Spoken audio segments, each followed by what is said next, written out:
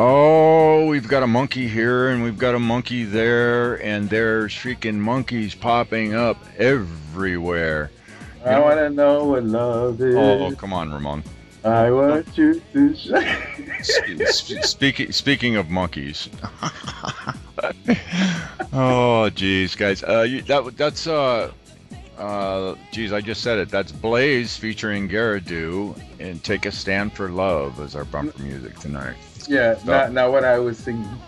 no, not what Ramon was singing. We're not exactly sure what that is, but so, anyways, oh man, so by the time this air, we'll probably have a new pope out there. I think we're recording this on March 11th, 2013.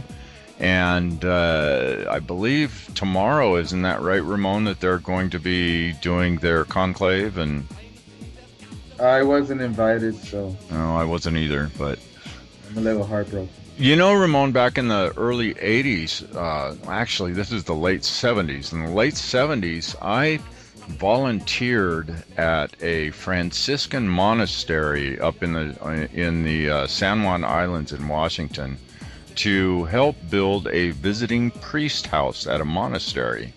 Really? And I spent a month there. And it was this monastery is absolutely amazing. It's called Our Lady of the Rock Monastery, and Franciscan place. And they had this cave that they had the chapel in, where they had mass in the cave. The place was absolutely fantastic, an amazing place. The San Juan Islands up here, if anybody's not familiar with the Puget Sound here in Famous for Washington Bigfoot. State, there's you know, I'm not sure exactly how many. I wouldn't be surprised if there's 100+ islands up there in the San Juans.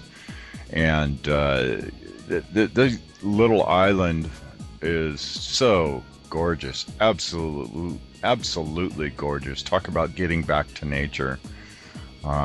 Quiet. Oh my word. But I spent a month there and helped build a visiting priest's house, which during that time that I was there, well, right at the end of that time, the I think it was the last weekend that Father Alfiero, which was the father at the monastery, during the morning mass, announced that the Pope had given a public blessing to me, Tom, for helping out with the monastery. There's my big claim to fame. I got a blessing from the Pope. But Oh, I didn't know that. so at that time I was not a practicing Catholic. I never have been a practicing Catholic, and I have no idea whatsoever what possessed me to volunteer to help build a visiting priest house. But I did it, and I was, let's see, I guess I was 18 at the time. Anyways, that's another story for another day. So, So, actually, I wanted to mention a couple of things really briefly. We're recording this on March. What's today's date? 11th. Oh yeah, March 11th. Oh, Ramon. Well, I'm a day ahead of you guys. So I get confused. So on Sunday, which would be March 10th, my 10th, there was this huge dust cloud that took over most of the Kanto area of Japan, which would be like the Tokyo, Chiba, Yokohama area. A dust cloud? Yeah, the sand dust from China, so they say, from China, and it was really sunny, beautiful day, and all of a sudden it was just this yellowish, kind of grayish cloud just came over and covered everything, and it was around 1 o'clock in the afternoon, and me and my wife were gonna go to the park to have lunch because it was such a nice day, and she's preparing the sandwiches, and when we step out, I can almost like taste the sand or something in my mouth, and we were like, we're staying home till this dust cloud goes over, and it went over. It took like 2-3 hours. So Wow. anybody here in Japan knows what I'm talking about. Yeah. So that was interesting. That's bizarre. Yeah, they How often does that happen? Does that happen regularly? This is the first time ever. I asked my wife if she ever experienced anything like that. She said never. Um, then again, she wasn't here for 8 years, but I always hear because the winds kind of change here. We had like the south winds blowing in, and then all of a sudden, the good thing the north wind started blowing, so it blew away all the dust away from us.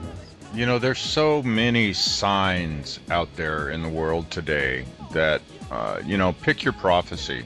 Whatever prophecy you want to pick, you know, you can pick any one you want to.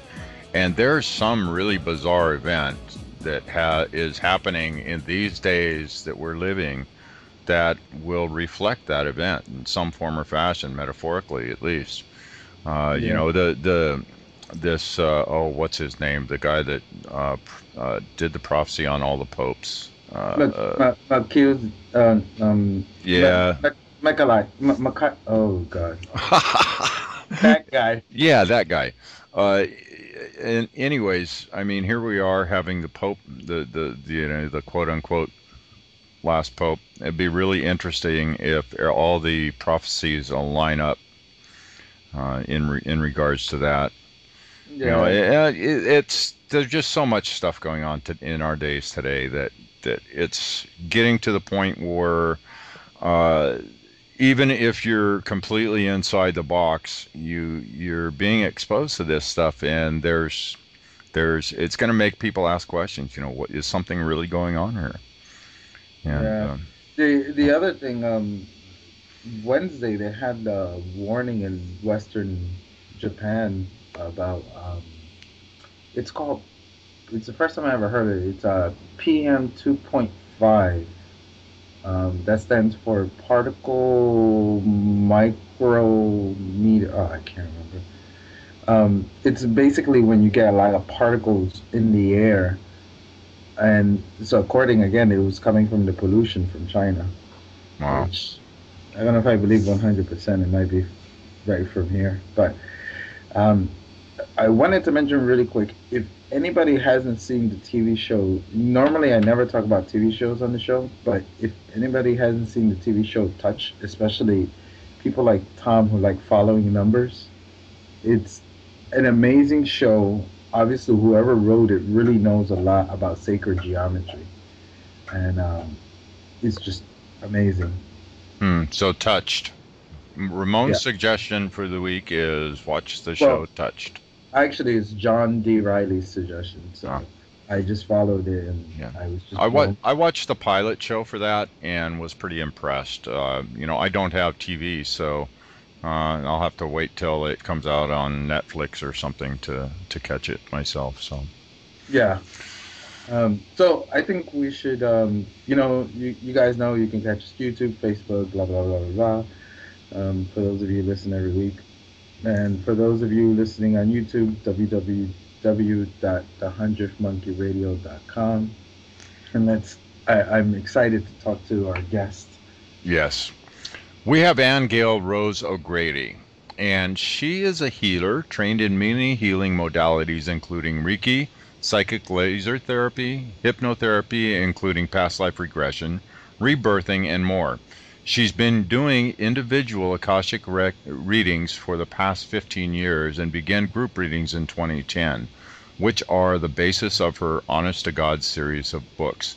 She lives in Ireland and /San Diego. So her website is www.aingealrose, that's AINGEALROSE.com. And she's got quite a few other websites that are tagged on there, which I believe all the links you can be found through there to all her different books and everything that she's got out. Ann-gail, you are an amazing person from what I have heard of you so far, and welcome to the 100th Monkey Radio. Well, thank you. Thanks for having me on, Tom and Ramon. Oh man, you know the Akashic records. I was exposed to, or at least the idea of them, quite early on in my wake-up process through somebody that that had kind of helped me out, actually exposed me to the tarot. And So I've been, relatively familiar with at least the idea of the Akashic records and that storehouse of knowledge. And well, first off, before we get into those, I'd kind of like to get a little bit about you.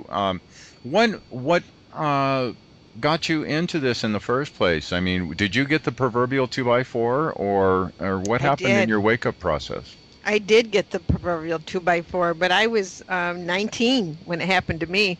Hmm. I had married a guy from my high school, and we were only married 3 months, and he was murdered at work. Oh, wow. And the thing is nobody was really clear what happened that night, so I went to my very first psychic, and she became my first teacher, and she actually was great because she put me on a really good foundation. But she would let me come to her home once a week for $3, just to let you know how long ago that was. Huh.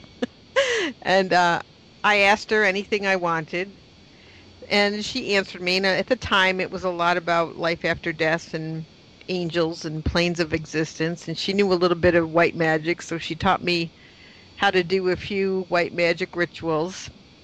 And she actually taught me how to open up my psychic ability.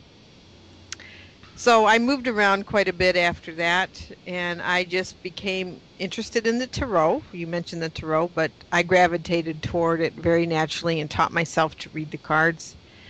And then I ended up doing psychic fairs, and in between that, I was interested in everything that had to do with consciousness and how the mind creates.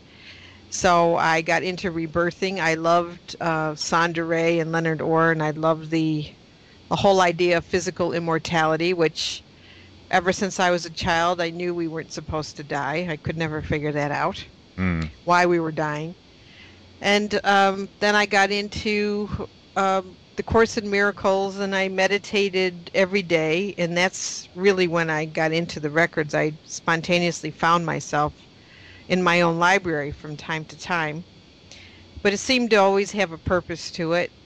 I was shown a lifetime that I needed to know about, either to reconcile it or to know about some gift I had developed. But I couldn't get myself into it consciously. It was always spontaneous. So I went and took a class on how to read the records. And so that replaced my tarot readings. I was a tarot teacher and reader for 35 years. And I still do teach people how to read the tarot if they want it, but when people call for a reading, I always go into the records because it turned out to be such a more sacred reading from a soul perspective. I saw a lot more, and the best part about it was I didn't have to be responsible for interpreting anything. So, when I did tarot, I had to interpret those cards for each person. Right. And, you have good days and bad days. But when I was in the records, the information, you're reporting to somebody. Right. And I'm not in a trance at all like Edgar Cayce was. I'm very conscious and awake. So my first encounter with the records in terms of information that I had to give somebody that I didn't consider too pleasant was that I had to tell them something negative. Are you there?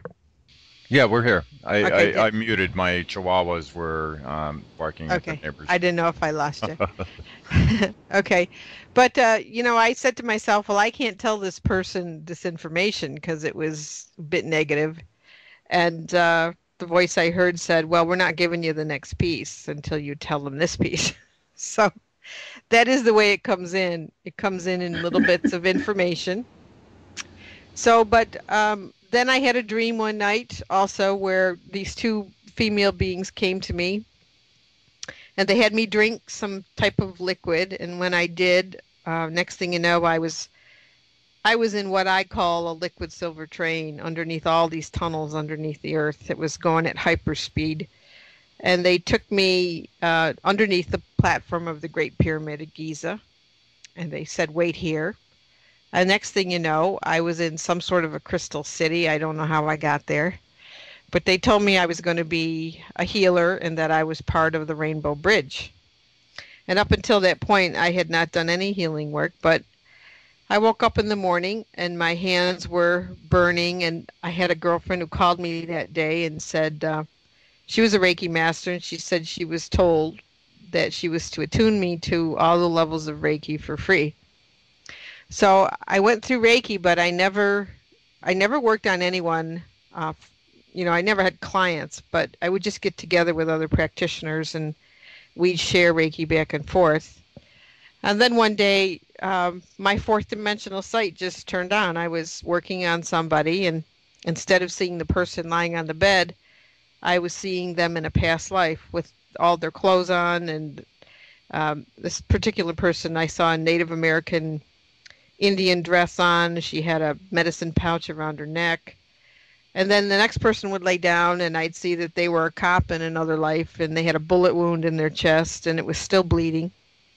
So Reiki wouldn't remove these things. I knew I was supposed to remove these things, but Reiki wouldn't do it. So about a month later, I worked for a woman who had a network where she brought in a lot of different teachers, and I was one of them. And she brought this woman in to teach psychic surgery. And lo and behold, once the lady started teaching, it was everything that I was seeing in these people. So she taught me how to remove all these things, and that was my business. I mean, suddenly I had phone calls from people all over the place, where they would say, I don't know what you do, but I need it. And that's all I did for 10 years was psychic surgery. Wow. And then, I went from there to, I'm kind of out of order here because the healing happened actually before I learned to read the records. But along that whole period, I got remarried, I had children, I had divorces.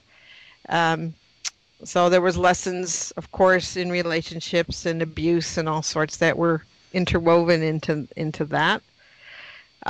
We had some wonderful experiences swimming with whales in the Caribbean, and that was quite an interesting adventure as well. So lots of stuff in between there. And then, of course, I went from psychic laser to Kathara healing, which is a way to work on the inner core template of the body instead of working in the outer fields. And then I held journaling classes because to me that's the most powerful way to know yourself. And I ran those for years in Chicago. So that's kind of brought me up to all of this now. I was taught by Archangel Raphael for 5 years, not because I solicited any angel, but because early on in my path, I got myself into some material that wasn't kosher, and I didn't have the discrimination to know that it wasn't. So that angel actually appeared to the woman I told you who was my first teacher. She used to teach self-awareness classes in Syracuse, New York, and I had not spoken to her in over 2 years, so she didn't know what I was doing. Well, she called me up and told me that this angel appeared to the class, and the whole class saw this angel, and this angel told me that I had material in my possession that wasn't what I thought it was, and I should burn it right away. So I did that, and literally felt these claws come out of my back, because while I had that material in my home, I was suicidal, and I just, of course, didn't make the connection at all, Wow. So then when I meditated, I let Raphael teach me, and it's proven itself to me numerous times throughout my life by friends that suddenly bring me statues of this angel right when I wonder if it's still around. So I've had a lot of, the coincidences that are perfect timing. Yeah. But once I got into the records, I'm sorry. Go ahead. No, go ahead. I was gonna ask, do you are you able to tell us what that material is? Well, I Just could, so but we I'd could be stay away to.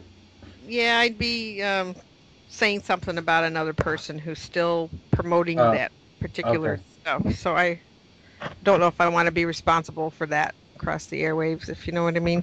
Yeah, no problem. Yeah, No, but it was an interesting experience, but I suppose everybody needs to find out their own. But yeah, that person's still around, still teaching and professing uh, information about the Maitreya. Let's just say that. Oh, okay. Oh, okay, gotcha, got it. No, so with the Akashic records, it's so does the Akashic records look different to everybody, or is it one particular, um, you know, thinking from a third dimensional point of view, is it just one place in time or space, or is it just everywhere all around us? Well, actually, the records are everywhere.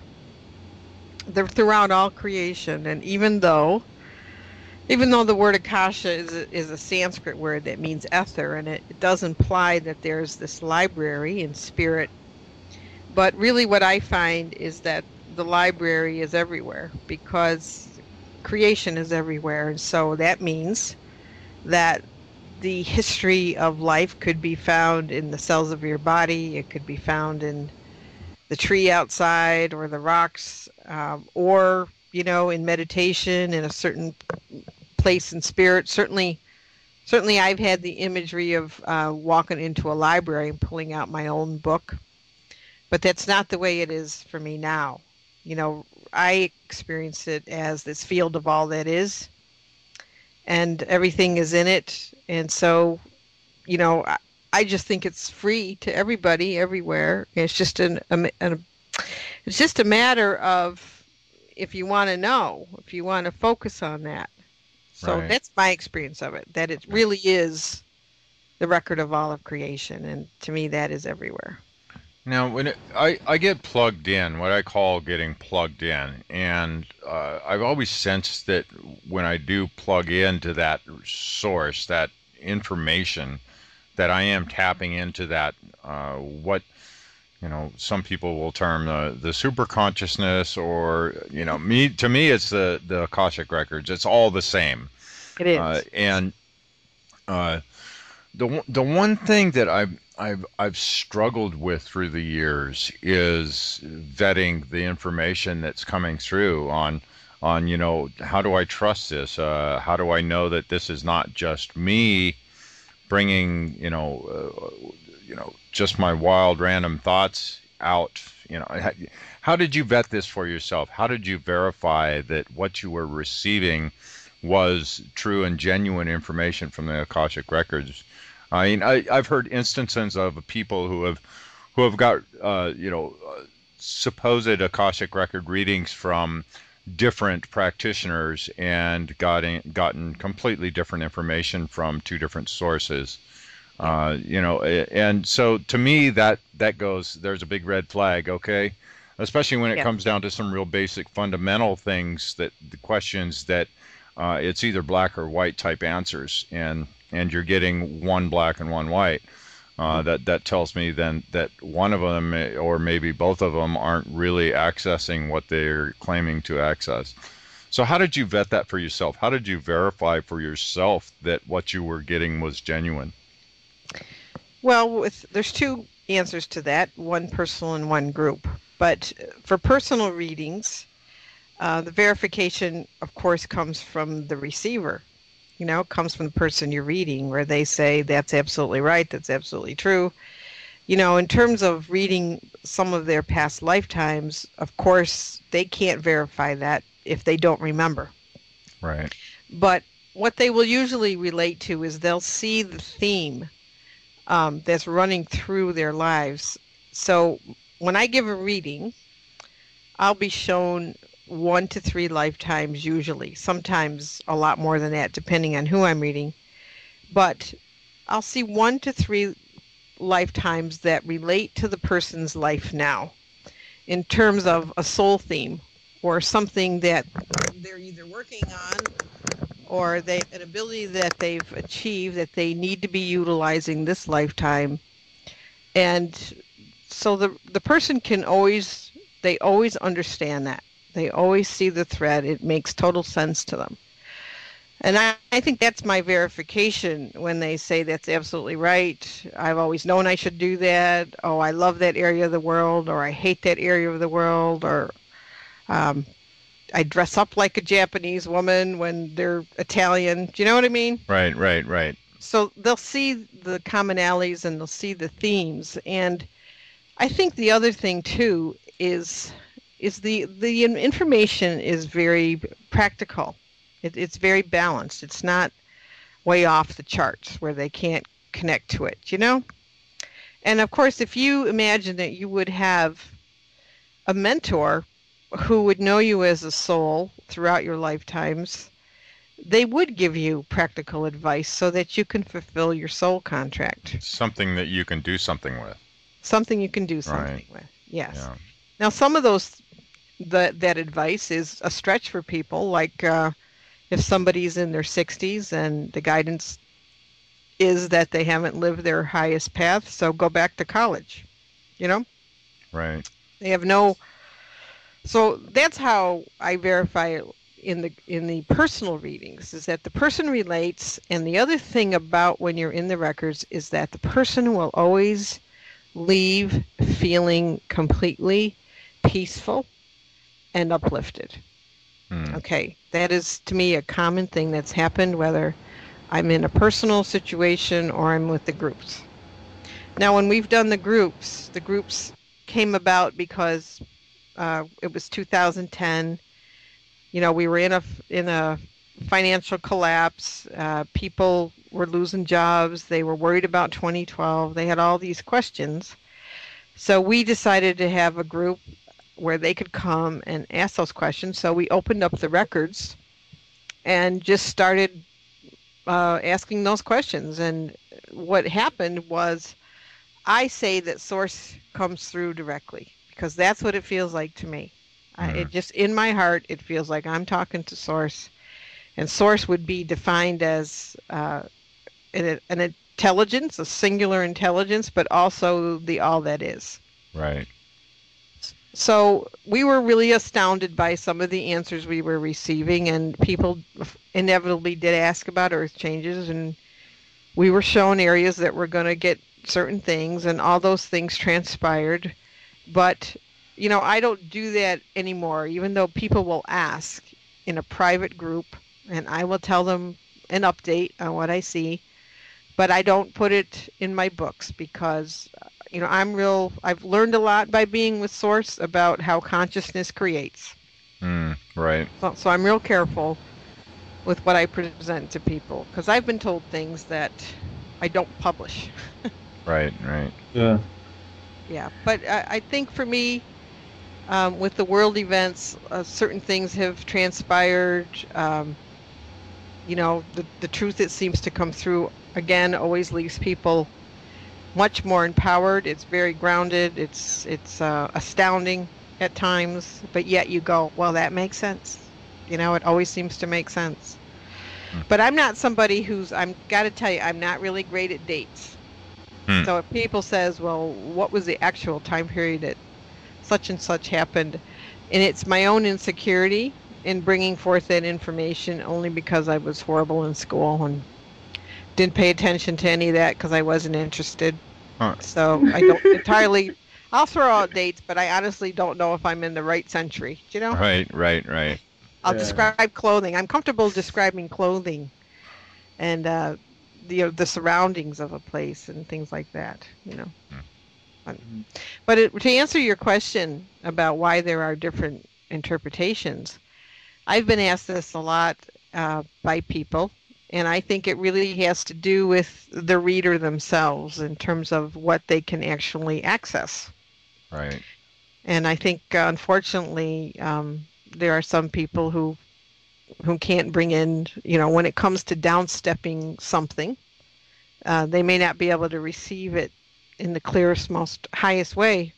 So, but I just think if you're doing a personal reading, it should resonate with the person. They should totally connect. How do you experience it? What's the sensation that you have while you're reading? How does it come through to you? Okay, well, when I'm doing a personal reading, as soon as I get in, I usually see some sort of color frequencies, or I'll get an image of a lifetime right away, and that'll be in my mind's eye. You know, it's like a vision. And then we go on from there, but color has information in it. And so I'll ask what the color means. So I'll get that telepathically. But when I'm in the groups, it's every single sense. I mean, I'm seeing images, I'm hearing things, I'm feeling the knowledge go into my body as understanding. And so many times when I'm reporting stuff in the groups, I will say I feel quite a bit, even though that just means that I'm getting it and I'm understanding it as knowledge. Mm. So it's kind of everything, really. You know, I get visual, I get pictures, I get told, I get talked to, I feel it, I know it, and then I have to explain it. Mm. Has anybody ever? Oh, go ahead. Well, and I also find that Source is really deliberate with language. I mean, whether you're in a personal reading or a group reading, if Source wants to explain something in a group, it will explain it in a way, it will use words deliberately to get a point across. And that's the other way I know that it's a higher presence, because it will, like with the book, it will take a question people ask and answer it on a variety of levels so that it can be understood through all the different levels. Right. I find that pretty amazing. Right. I've found that when I do readings, that if I start down a line where my third dimensional brain, ego mind, starts kicking in, and I'm drawing on my own vocabulary, I guess, is the best way to look at that. I'm my own experience and my own vocabulary to explain what I'm feeling and sensing, and I'll find that if I start articulating something in a wrong way, that Source just cuts me off. It's just like all of a sudden I'll just go and it'll just totally stop my voice from uttering what I was just about to say. Yeah.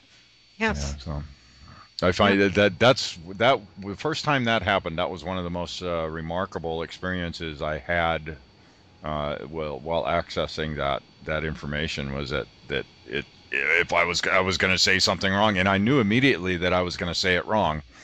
Mm-hmm. It's pretty amazing. Yes. Pretty amazing. Yeah. Has anybody ever asked, or maybe you've ever asked, where does Source come from, or how did? Oh yes. Yeah. We've asked that question, but I got to tell you, the one night that I did ask it, I kept going back and back and back, and every time I went back, I'd go to end up at this pinpoint of light, and I'd go through the light, and next thing you know, I was in this huge white light, and then that would keep moving, and I'd go back and back and back, and it never ended. I couldn't get to an end. Right. So I can't answer the question because it just was so vast that I was there like 45 minutes on our way home to Ireland one night, and I couldn't get to the end of where Source originated from. So wow. So what about life here on this planet? I mean, I'm sure you've probed into that. What's the origins of what you've received through the records? What's the origin of humanity here? Well, that's a long. Okay. Well, here's the best I could do, because it actually came through a group night where we had a topic for the evening that was called Who Are We and Why Are We Here? It's the biggest group I had. It's a big topic. It's a big topic, and everybody was hoping that they would get the answer for their own personal lives, But of course, when you bring something to Source, Source usually has something else in mind. So when we brought the question to Source, who are we and why are we here? I was taken back to when this planet was a swirling ball of light. And Source was showing me all these beings, I guess beings in spirit bodies that came to this new sphere, and we're checking it out. And Source told me that it delights in every new creation. So whenever there's a new body that's born, beings go out to see what can they do with it, how can they evolve life there, and that many of those spirit beings were us. Many of us here were those original beings. And so they're on this swirling ball. They actually seem to be hovering right outside, because it was just a mass of light that was swirling. They called it the first swirlings. And we were only there just observing. Well, the next thing, I see this wave, this huge wave come through the cosmos and hit this planet and knock a piece of it off. Okay, so I'm watching a piece fall off the original piece, and it kept falling and falling and falling and ended up completely in a different orbit. And when it fell, some of the spirit beings went with it, and some didn't. Some stayed with the original piece. And from there, I kept watching a solidification happen. Okay, so I do believe our Earth was seeded. I think beings from higher dimensions came here and promoted life. You know, they brought certain seeds. The Lemurians brought the trees. We were shown a long time ago, and I was looking at Lemurians that were standing columnar waves of light. They were never physical. So, but you're talking billions and billions of years of a process of different beings coming here as the planet changed, and the atmosphere had water. So I myself remember coming here in my Merkaba, traveling in my Merkaba vehicle and bringing rose seeds to the planet. So we're talking about a very long process. And I know there's a lot of people who believe that the Anunnaki came here and they created the human form. But that was much, much, much later, because earlier on, there were many highly evolved beings here. There were many in light bodies. They got denser as the planet slowed down and coalesced, and we fell. The original beings that fell with that original piece suddenly had a split consciousness. They had two memories of being on this paradise swirling mass and then all of a sudden falling to denser and denser frequencies.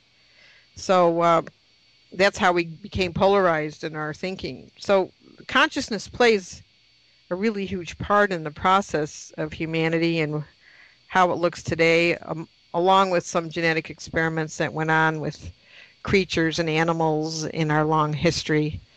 But the human being today still does have the potential for ascension. And I do literally mean biological ascension. And unfortunately, we've been switched off with a lot of our DNA, but it is possible through spiritual practices and meditation to get all of that back and more. So, but it's a long history, but I watched the fall of Earth. I watched beings keep coming back here in every cycle, trying to resurrect this fallen piece back up to the frequency that it was originally, and being interfered with other species and races who had now come here and colonized the Earth and weren't willing to give up their position, which is what we're still in at the moment. Mm.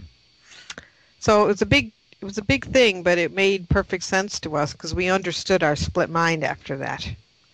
How you could have a memory, or why do most people, if you ask them, will say that they know that they had some memory of a place where it's more loving, it's more harmonious, there's not all this suffering.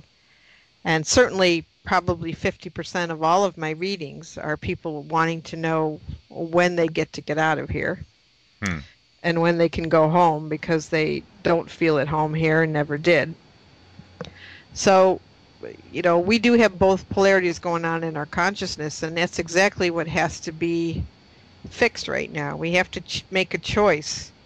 Instead of going back and forth between love and judgment and love and hate and black and white, what's required is that we choose only love.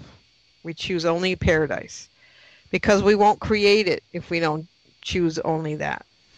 So, do you feel that our main purpose for creating this in the first place was to give ourselves a place to explore and enjoy the third dimensional, the physicality dimension in being in a physical body, living a physical life, and creating a quote unquote heaven on earth?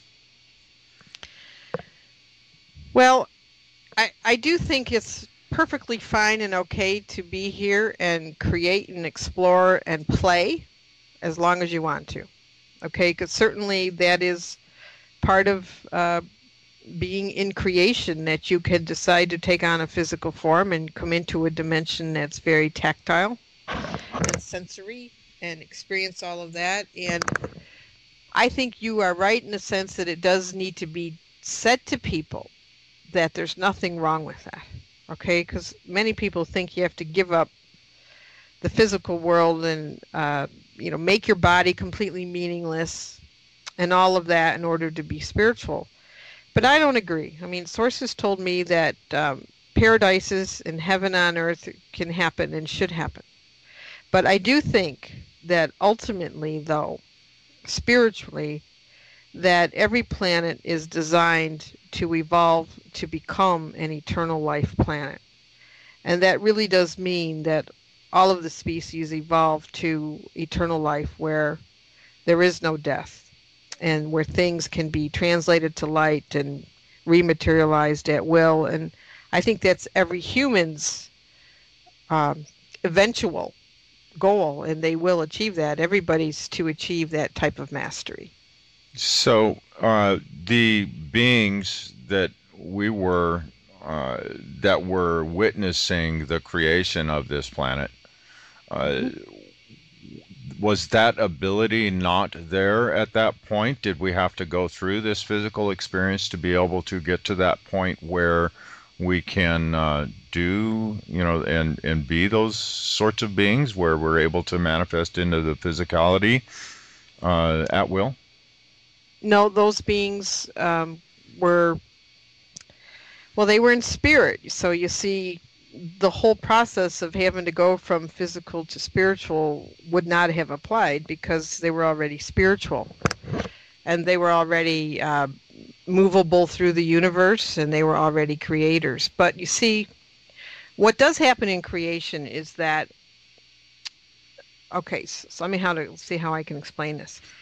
If you're looking at new offshoots in the galaxy, let's say stars are exploding, planets are becoming into being. Some planets are small and dense, others are spiritual masses like what I was describing, all different shapes and sizes. So therefore, the type of life that can happen on each of those planets and spheres would be very different. The life forms would look different, the atmospheres would be different. So these spiritual beings go to these new places and say, all right, what do we have to work with here? And do we have to downstep this stuff into this level of vibration? Or can it be etheric? Can it be semi-etheric? Doesn't have to be physical.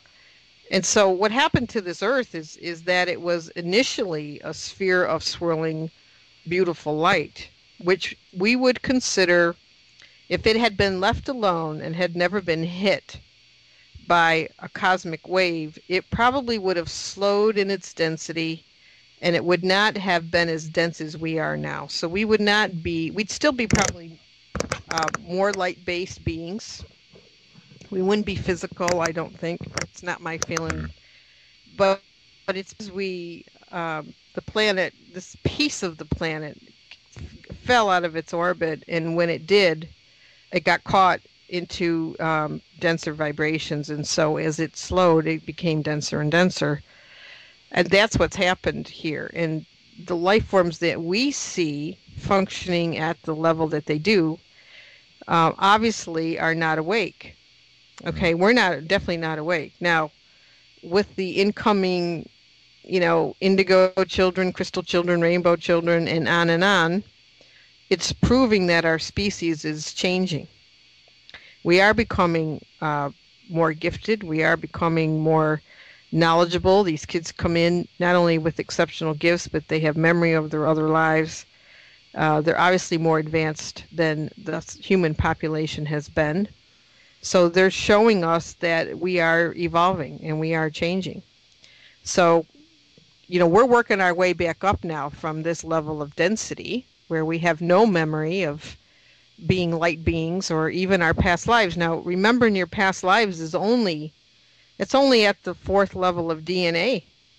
Between 4 and 6, you start remembering your past lifetimes. So we've been functioning under a 3-strand activation for many, many centuries. And if the powers that be had their way, they'd keep us there. Hmm. Yeah. Does that answer your question? I hope so. Well, actually, yeah, but brought up a ton more. So you know how this stuff works. Okay. That's the way it works.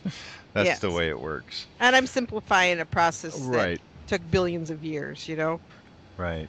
Right. Yeah. I was wondering, I hate when that happens. I had it right in the tip of my tongue. It just escaped me. I hate it when that happens. Yeah. Are you familiar with? Oh, okay, got it. You got it? Okay. Yeah, as soon as Tom started talking, I had it. So the humanoid form, why that form? It seems like with all these other extraterrestrials and with ourselves that this is the common form around, at least in our galaxy. Well, on our planet, okay, on our planet, and I think it takes its form after the environment. Okay, I think for this, and yes, there was experimentation, but experimentation to create a form that could live here and live here for a long time and sustain the environment and, where the whole system works together. So, if you were to go to the moon or to Venus, those people would look different because it's a different environment. They would have different color skin and, kind of Star Trek-y idea, if you will. No, but I'm talking about the like the head, 2 arms and 2 legs kind of form. Yeah. I don't really have an answer for that for you, Ramon. That's a good question. Yeah, I will go and ask why the human has that particular form.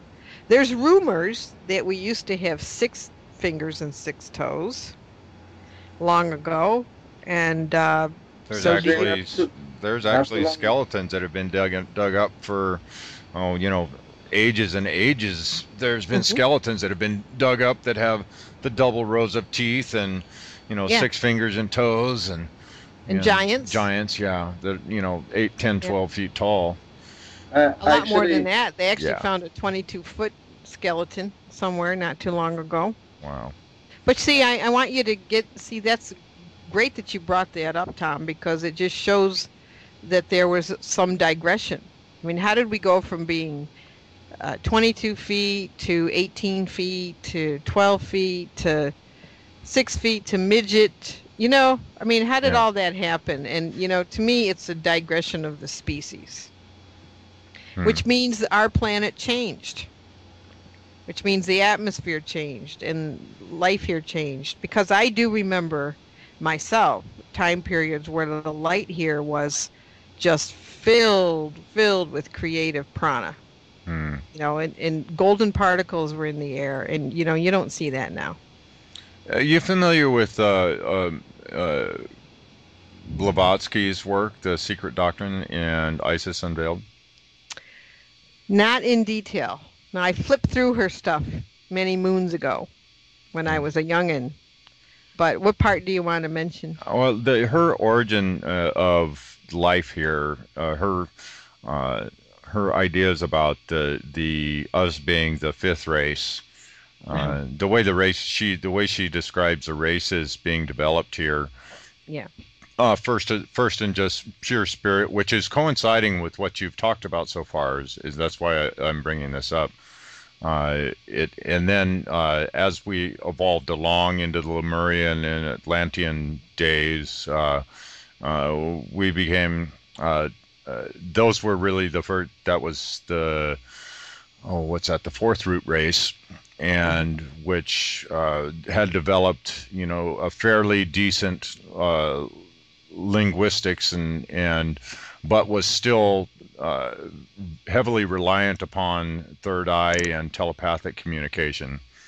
And this fifth root race, which is supposedly us at our day and age, the third eye and the telepathy has pretty much been, pushed down, and that regression that you were speaking of, and we are going into the sixth race, which is we're supposedly on the verge of and beginning to come into now, which we can refer to all the children that are coming in now, and even us of our generation that are of a different awareness than those who've in the last thousands of years.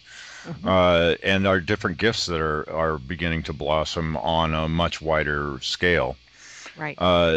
So I think that the sixth race, she talks about us starting to come back into our own, that third eye being reinstated, and the telepathy coming back into use. And I'm rereading it. I read it years ago, and I just actually reread a kind of a condensed version here, and I'm about ready to get back into the big books and read a little bit more about it. But and a lot of people do have the beliefs about, what happens to a planet is really its journey through the zodiac. From golden age to dark age to golden age to dark age, and we have these. In golden age periods, we have these advanced civilizations and gifts and everything. And then as we cycle through the zodiac and we go through the different constellations and frequencies, we gradually digress into darkness and shadow, and then we emerge again. Some people believe that's what's going on, and that this time period now is the reemergence into another golden age. Right. Which is why these gifts are coming back. So some people... I kind of see it as, yes, I actually believe that whole theory about the cycles and our consciousness going with that. But I also think that it's kind of like, say you have, 7 days in a week, and each one of those days is a cycle. And from the first day in the week to the seventh day a week, what you know on day 7, 6 days worth of information. So each time you return into that golden time period, you come back with more gifts, more understanding, a deeper knowings, and a more fuller through the experience that you've had. So that's kind of the way I see it, is that we continue to grow through each one of these cycles, and yeah, it's exciting. Well, we would hope that we would, do a massive growth spurt now, wouldn't you think so? Oh God, yes. Because many of us remember coming back in here at various cycles for precisely this type of opportunity. Right. For another shift and another change. And so I do think we're on the road to it. I really do. And if we can just stop being messed with, in ways that really kind of thwart our anatomy, unfortunately. Yeah. So that's a lot of what's happening right now, too. Yeah. So before we get into that, we're nearing the top of the hour here, and we definitely want to dive into that a little bit in our second hour. But I want to give you an opportunity to let us know what's coming up for you. I know you've got some books out there if you want to plug some books for us, and share some websites where people can get a hold of this stuff and contact you. And what's on your agenda? Are you appearing anywhere, or you've got some courses coming up, et cetera, et cetera? Oh, thank you for that.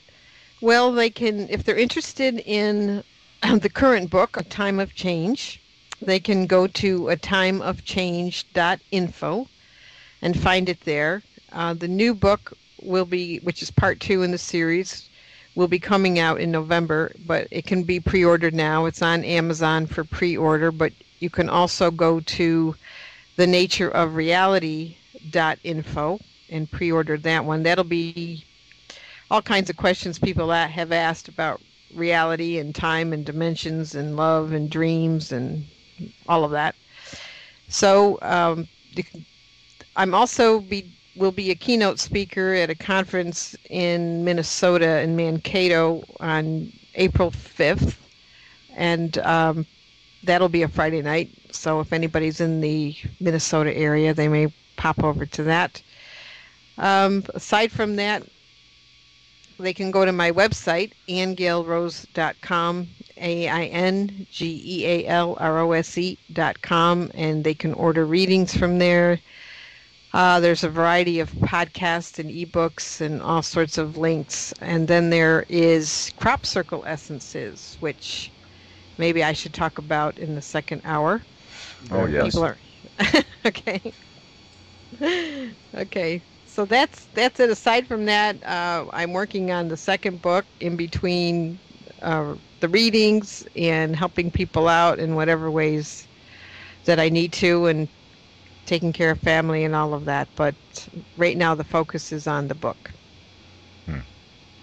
Fantastic. Some amazing stuff out there that Aingeal Rose is putting out, and if you guys haven't felt her energy through this interview, I think you need to. Well, I better shut up. That wasn't very nice, Tom. I almost said something that wasn't nice, and I wasn't talking to Ramon either. Amazing. Yeah, I was just about to say it won't be the first time. Oh yeah, so your energy is absolutely amazing. I'm loving basking in it. So I want to thank everybody for listening to this first hour, and we will talk to you guys in the second hour and continue this wonderful conversation. Oh, there we are. Okay, sorry I lost you there for a minute. Oh yeah, I saw a little something drop there. But we're still saying goodbye. Oh, you are? Okay. So, condemnation without investigation is the height of ignorance. The love you deny is the pain you carry. And we'll see you guys in the second hour.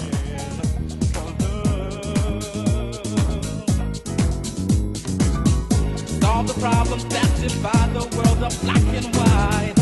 In the racism, we've got to fight. So